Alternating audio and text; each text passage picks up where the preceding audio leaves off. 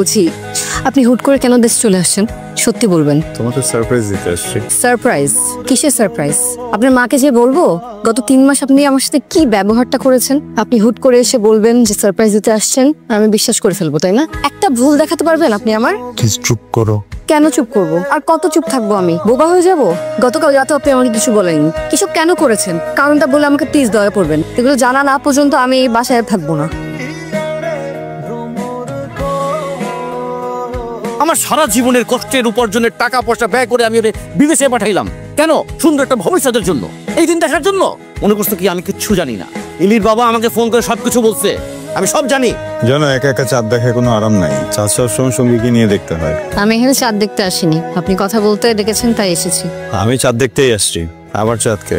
কিন্তু আমার চাঁদ আকাশে থাকে না, মাটিতে থাকে। সবসময় আমার কাছে থাকতো, কিন্তু এখন ওর বাবার বাড়িতে থাকে। আই এম সরি, সবকিছুর জন্য আই এম সরি। একটা প্রশ্নের উত্তর দিবেন, আর কিছু জিজ্ঞেস করবো না। গত 3 মাস আপনি আমাকে কেন এইভাবে ইগনোর করে গেছেন? গত 3 মাস আমার লাইফে সব থেকে টাফ টাইম ছিল। কি করবো না করবো কিছু বুঝতে পারতেছিলাম না। পরে মনে হচ্ছে যে একাই থাকি। আমি কখনো তোমার আর আমার মাঝে অন্য কাউকে আসতে দিইনি। কে কি ছিল না ছিল এগুলো ইম্পর্টেন্ট না।